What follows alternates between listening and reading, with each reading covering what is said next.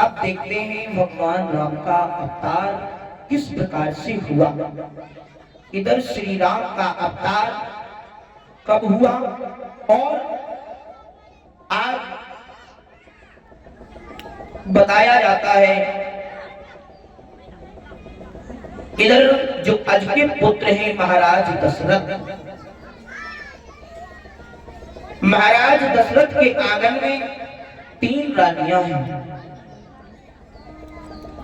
क्योंकि महाराज राम के जन्म को परिचित जी बहुत समय हो गया है।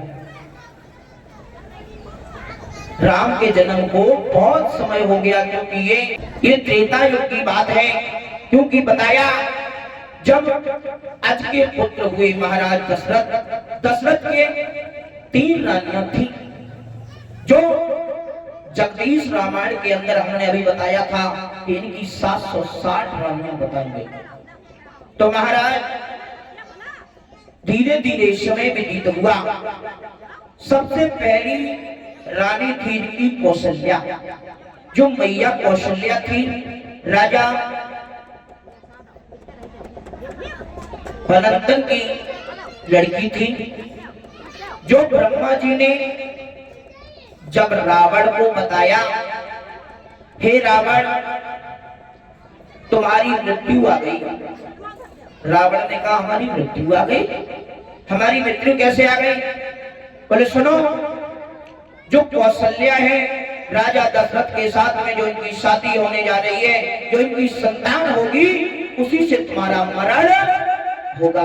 मामा हाँ, जो कही कि जो कौशल्या के गर्भ से संतान पैदा होगी उसी से तुम्हारा मरण होगा। अच्छा, अब तो रावण ने मन में विचार किया कि हम कौशल्या को ही नहीं छोड़ेंगे तो पुत्र कहां से हो जाएगा। उसी समय रावण ने कौशल्या को चुरा लिया और अबला होने के नाते इसने मारा नहीं, एक संदूका में बंद करके जल में बहा दिया। जब जल में बहा दिया, इधर बताया जाता है कौशल्या का हरण होने के बाद एक आश्रम में एक संत ने निकाल दिया। जब संत ने निकाल लिया तो महाराज इधर दशरथ की बारात पहुंची तो कौशल्या घर पे नहीं है। अब शादी किसके साथ में की जाए? कौशल्या की छोटी बहन थी, इसका नाम था सुमित्रा। क्योंकि महाराज हम लोग ये सोचते हैं कि हमारी बेइज्जती बच जाए। आज महाराज सुमित्रा के साथ में जब शादी की, उसी समय इधर शादी करके आ रहे थे, रास्ते में कौशल्या से भेंट होती है। जब कौशल्या से भेंट हुई तो दोनों रानियों को लेकर के महाराज दशरथ अयोध्या में पहुंचे और इनकी जो तीसरी रानी थी कैकई, ये कश्मीर के राजा अश्वपति की लड़की थी। और ये कैकई पूर्व जन्म में कौन थी महाराज? कैकई पूर्व जन्म में एक भिक्ष नाम के राजा की, भिक्ष नाम के ब्राह्मण की पत्नी थी। तब इसका नाम था कलहा। तब इसका नाम क्या था? कलहा।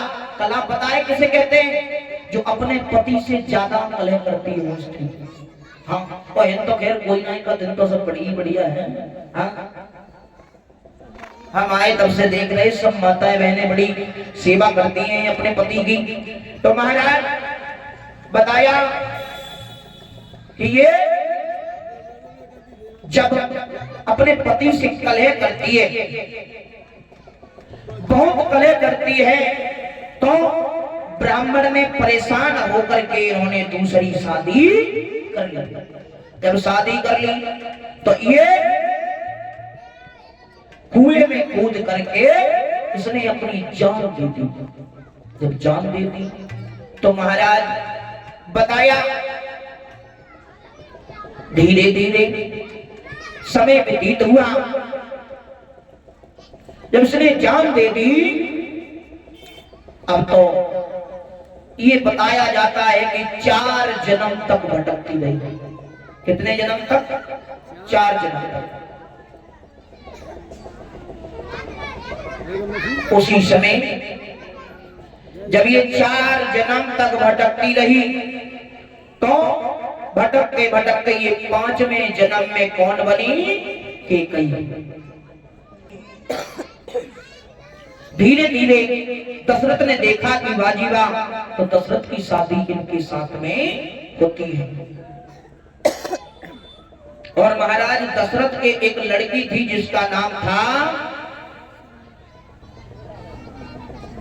सुमित्रा। के गर्भ से शांता का जन्म हुआ, जो शाम के साथ में जो शादी कर दी गई थी, जो सिंगी ऋषि के साथ में विवाही गई थी। जो सिंगी ऋषि ये कौन थे महाराज? सिंगी ऋषि विमांडक मुनि के पुत्र थे। इनके सिर पे एक सिंह था, ये सिंगनी से पैदा थे। तो महाराज बताया जाता है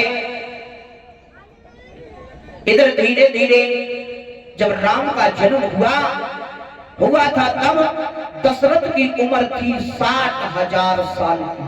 कितनी?